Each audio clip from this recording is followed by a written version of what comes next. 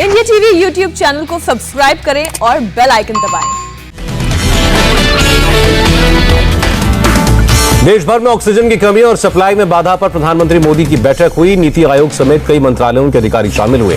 बैठक में शामिल अधिकारियों को प्रधानमंत्री मोदी ने दिए निर्देश, बिना रोक टोक के राज्यों में ऑक्सीजन की सप्लाई हो। प्रधानमंत्री ने कहा, ऑक्सीजन सप्लाई में स्थानीय प्रशासन की भी जिम्मेदारी तय करें। ऑक्सीजन उत्पादन में वृद्धि और सप्लाई के लिए नए तरीके खोजें। बैठक में अधिकारियों ने प्रधानमंत्री मोदी को जानकारी दी। ऑक्सीजन की सप्लाई में तेजी लाने के लिए टैंकरों को किया जा रहा है एयरलिफ्ट। प्रधानमंत्री ने सभी राज्यों से आग्रह किया, ऑक्सीजन की जमाखोरी पर रोक लगाएं। प्रधानमंत्री मोदी ने शुक्रवार के अपने बंगाल के दौरे रद्द किए। ट्वीट करके कहा, कोरोना के हालात पर हाई लेवल मीटिंग करूंगा। प्रधानमंत्री शुक्रवार को 3 हाई लेवल मीटिंग्स करेंगे। सबसे पहले कोरोना के हालात पर बैठक करेंगे। मोदी दूसरी मीटिंग कोरोना से ज्यादा प्रभावित राज्यों के मुख्यमंत्रियों के साथ करेंगे। उत्तर प्रदेश में ऑक्सीजन उपलब्धता पर मुख्यमंत्री योगी का बयान, प्रदेश में ऑक्सीजन की कमी नहीं है, सप्लाई चेन व्यवस्थित करी जाए। दिल्ली में ऑक्सीजन की बेहतर सप्लाई के लिए डीडीएमए ने 2 IAS अधिकारी नियुक्त किए। दिल्ली में ऑक्सीजन की कमी पर दिल्ली हाईकोर्ट ने केंद्र को निर्देश दिया, ऑक्सीजन की समस्या जल्द सुलझाएं। केंद्र सरकार ने दिल्ली हाईकोर्ट में जानकारी दी, ऑक्सीजन सप्लाई के लिए लगातार दिल्ली के नोडल अफसर के संपर्क में है।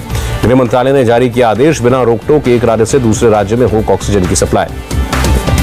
दिल्ली में ऑक्सीजन की कमी को लेकर दिल्ली के मुख्यमंत्री केजरीवाल ने की प्रेस कॉन्फ्रेंस, केंद्र सरकार का शुक्रिया अदा किया।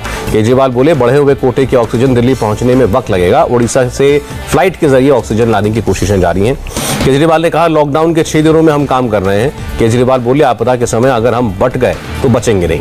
दिल्ली के डिप्टी सीएम मनीष सिसोदिया का बड़ा आरोप, और यूपी और हरियाणा के पुलिस वाले ऑक्सीजन सप्लाई में रुकावट डाल रहे हैं। आईसीयू बेड की दिक्कत पर दिल्ली के हेल्थ मिनिस्टर ने कहा, हमने केंद्र सरकार से 700-800 आईसीयू बेड्स देने का अनुरोध किया है। दिल्ली के शांति मुकुंद अस्पताल में मरीजों की भर्ती बंद, ऑक्सीजन की कमी।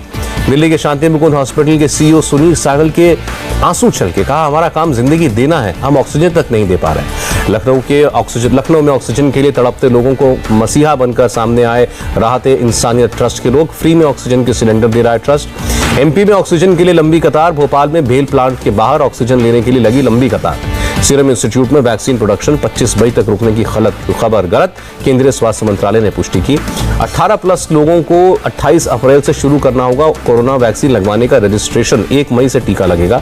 ममता बनर्जी ने सवाल उठाया, टीकाकरण आम लोग नहीं बल्कि बाजार के हित में है। राहुल गांधी ने मोदी सरकार पर निशाना लगाया, कहा, मध्यम वर्ग को कुचलकर गरीब वर्ग में पहुंचाया। कोरोना के बढ़ते मामलों के कारण बाबा अमरनाथ की यात्रा स्थगित, हालात सुधरने पर दोबारा शुरू होगी यात्रा। दिल्ली से गुरुद्वारा प्रबंधन कमेटी ने कोरोना संक्रमित लोगों के लिए लंगर सेवा शुरू की। राज ठाकरे ने प्रधानमंत्री को खत लिखा, राज्य सरकारों को रेमडेसिविर समेत जरूरी चीजों की खरीद और बंटवारे की इजाजत मांगी। सोनिया गांधी ने भी प्रधानमंत्री को चिट्ठी लिखी, कहा, एक वैक्सीन के 3 नाम कैसे हो सकते हैं। महाराष्ट्र में कड़ी पाबंदी का ऐलान, रात 8 बजे से 1 मई तक के लिए नए नियम लागू। महाराष्ट्र में अब सरकारी दफ्तरों में सिर्फ 15% कर्मचारी आएंगे, पहले 50% कर्मचारियों को दी गई थी इजाजत। महाराष्ट्र सरकार का ऐलान, शादी समारोह में अब सिर्फ 25 लोगों को इजाजत, 2 घंटे ही चल सकता है शादी समारोह। महाराष्ट्र में सिर्फ जरूरी कामों के लिए इंटरस्टेट यात्रा की इजाजत, सरकारी बसें 50% क्षमता के साथ चलेंगी। महाराष्ट्र में 24 घंटे में 67,000 से ज्यादा कोरोना केस सामने आए, 568 लोगों ने दम तोड़ा। मुंबई में कोरोना से 24 घंटे में 7,410 लोग संक्रमित, 75 लोगों की मौत। मुंबई की दादर सब्जी मंडी में उड़ी कोरोना नियमों की धज्जियां। यूपी में कोरोना से 34,379 लोग पाए गए संक्रमित, राज्य में 195 लोगों की मौत। महाराष्ट्र के मुख्यमंत्री उद्धव ठाकरे ने प्रदेश के विधायक, सांसद और श्रमिक संगठनों के साथ कोरोना के हालात पर बैठक की। नागपुर में 24 घंटे में 7,000 से ज्यादा नए कोरोना केस, 110 मरीजों की जान गई। मनीष सिसोदिया ने डॉक्टर हर्षवर्धन को चिट्ठी लिखी, कहा, राज्य सरकारें जंगल राज के हालात पैदा कर रही हैं। दिल्ली के छतरपुर में फिर खोला जाएगा Sardar Patel covid care centre, 500 beds की व्यवस्था होगी। भाजपा नेता तरुण चुंग ने केजरीवाल सरकार पर सवाल उठाए, कहा, वेंटिलेटर और अस्पतालों के लिए कुछ नहीं किया। हरियाणा में शुक्रवार शाम 6 बजे से बाजार बंद किए जाएंगे। गुरुग्राम में 3,500 से ज्यादा नए केस, 10 की मौत। बिहार के स्वास्थ्य मंत्री मंगल पांडे का बयान, ऑक्सीजन और रेमडेसिविर इंजेक्शन की उपलब्धता बढ़ाई गई है। मंगल पांडे ने कहा, प्रदेश में बस स्टैंड और रेलवे स्टेशनों पर हो रहे हैं कोरोना टेस्ट। बिहार में प्रभारी डीएम डीसीसी ने सुनाया गजब फरमान, कहा, अब सैलरी लेने के लिए फ्रंटलाइन वर्कर्स और हेल्थ वर्कर्स को दूसरी डोज का प्रमाण पत्र देना होगा। उत्तराखंड में कोरोना के 3,998 ताजा मामले, 19 मौतें। उत्तराखंड के गवर्नर ने कोरोना पर ऋषिकेश एम्स के डायरेक्टर और देहरादून के डीएम से बात की। कोरोना की वजह से उत्तराखंड में 24 अप्रैल से 3 दिन के लिए बंद रहेंगे सभी दफ्तर। बंगाल में 5 मई के बाद से 18 साल के ज्यादा उम्र वालों को मुफ्त लगेगा कोरोना टीका। एमपी में कोरोना के 12,000 से ज्यादा नए मरीज, 75 की मौत। गुजरात में कोरोना के 13,105 नए मामले, 137 मौतें। असम में सिलचर एयरपोर्ट से 300 यात्री बिना कोरोना टेस्ट कराए फरार, प्रशासन ने एफआईआर दर्ज करने की बात कही। केरल में एक दिन में कोरोना से 26 से ज्यादा लोग संक्रमित, 28 लोगों की जान गई। कर्नाटक में 24 घंटे में कोरोना के 25,000 से ज्यादा नए केस, 123 की मौत। तमिलनाडु में कोरोना से फिर 12,000 से ज्यादा केस आए, 59 लोगों की जान गई। रेलवे ने 2 स्टेशनों पर लगाया 75 कोविड केयर आइसोलेशन कोच, 75 कोचों में 1200 बेड्स की व्यवस्था है। झारखंड में 29 अप्रैल तक लगा लॉकडाउन के दौरान आवश्यक सेवाएं जारी रहेंगी। हरियाणा के जींद में सिविल हॉस्पिटल में पीपीसी केंद्र से कोविड वैक्सीन की 1710 डोज चोरी। मुंबई में बीएमसी ने प्राइवेट अस्पताल में प्राइस मॉनिटर करने के लिए अपॉइंट किए 2 ऑडिटर्स। हरियाणा शिक्षा विभाग ने कहा 22 अप्रैल से 31 मई तक स्कूल रहेंगे बंद। उत्तराखंड सचिवालय परिसर में 30 से 35 अधिकारी और कर्मचारी निकले कोरोना पॉजिटिव। दिल्ली स्थित गुरुद्वारा प्रबंधक कमेटी के चुनावों पर भी पड़ा कोरोना का असर। दिल्ली के उपराज्यपाल ने चुनावों को स्थगित करने की सिफारिश पर सहमति जताई। रूस के डिप्टी पीएम यूरी बोरिसोव ने भारत दौरा स्थगित किया। द्विपक्षीय वार्ता के लिए इस महीने भारत आने वाले थे। यूरोपीय यूनियन के हेल्थ कमिश्नर का बयान, यूरोपीय देशों में रोजाना करीब 30 लाख लोगों को टीके लगाए जा रहे हैं। कोरोना महामारी के बुरे दौर से अब भी गुजर रहा है ईरान, अस्पताल में मरीजों को नहीं मिल पा रहा बेड। यूएन ने सीरिया को 2,03,000 कोरोना वैक्सीन भेजे, सबसे पहले फ्रंटलाइन वर्कर्स को लगेगा टीका। भारत में बढ़ते कोरोना संक्रमण की वजह से ऑस्ट्रेलिया का फैसला, अगले हफ्ते से भारत से ऑस्ट्रेलिया के लिए उड़ानों को 30% कम करेगा। कोरोना के बढ़ते संक्रमण की वजह से चुनाव आयोग ने बंगाल में पदयात्रा, cycle, motorcycle rally, road show पर रोक लगाई। चुनाव आयोग ने पहले से पदयात्रा, cycle, motorcycle rally, road show के लिए ली गई अनुमतियों को रद्द किया। कहा पब्लिक मीटिंग्स में भी 500 से ज्यादा लोग नहीं आ सकते। 23 अप्रैल को प्रधानमंत्री मोदी बंगाल के मालदा, मुर्शिदाबाद, बीरभूम और कोलकाता के लोगों को एक साथ संबोधित करेंगे। वर्चुअल होगा संबोधन। पश्चिम बंगाल के गसोले में गरजे अमित शाह, बोले उत्तर बंगाल के साथ ममता दीदी ने सौतेला व्यवहार किया।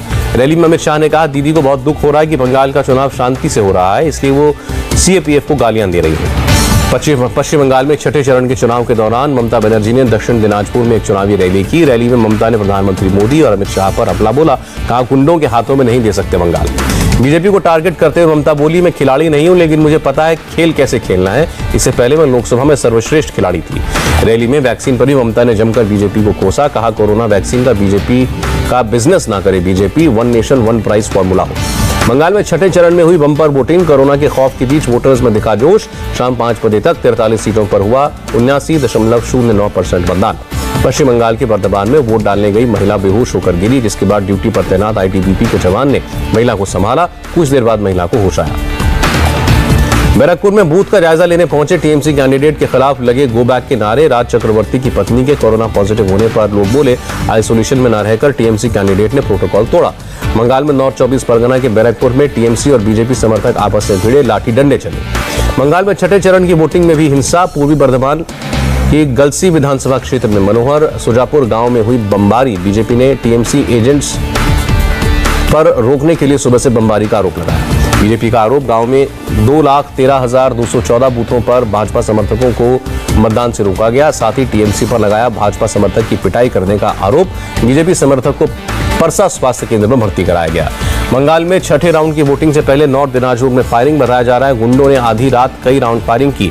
उत्तर दिनाजपुर के बूथ नंबर 105 पर अंधाधुंध गोलियां बरसाई। प्रधानमंत्री मोदी ने क्लाइमेट समिट को संबोधित किया। समिट को जलवायु परिवर्तन के खतरे से आगाह करने वाला बताया।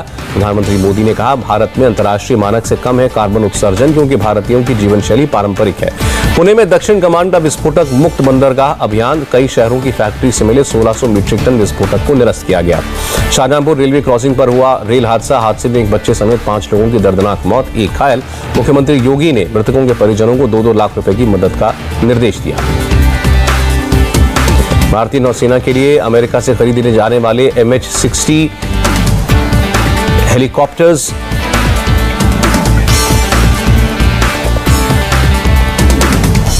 संयुक्त राष्ट्र में फिर लहराया भारत का परचम। यूएनएससी के बाद भारत को 3 महत्वपूर्ण निकायों में सदस्य चुना गया। संयुक्त राष्ट्र आर्थिक एवं सामाजिक परिषद के निकायों के लिए चुना गया भारत।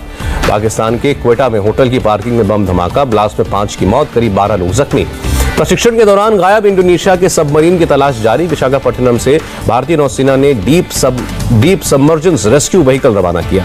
इंडोनेशिया के नौसेना प्रमुख का बयान, भारत समेत दुनिया भर से 8 देशों ने बढ़ाया मदद का हाथ। भारत के रक्षा मंत्री राजनाथ सिंह ने इंडोनेशिया के रक्षा मंत्री से बात की। कहा दुख की घड़ी में भारत आपके साथ खड़ा है। ऑस्ट्रेलिया ने चीन के साथ 2 बेल्ट एंड रोड परियोजनाओं को रद्द किया, राष्ट्रहित का हवाला दिया।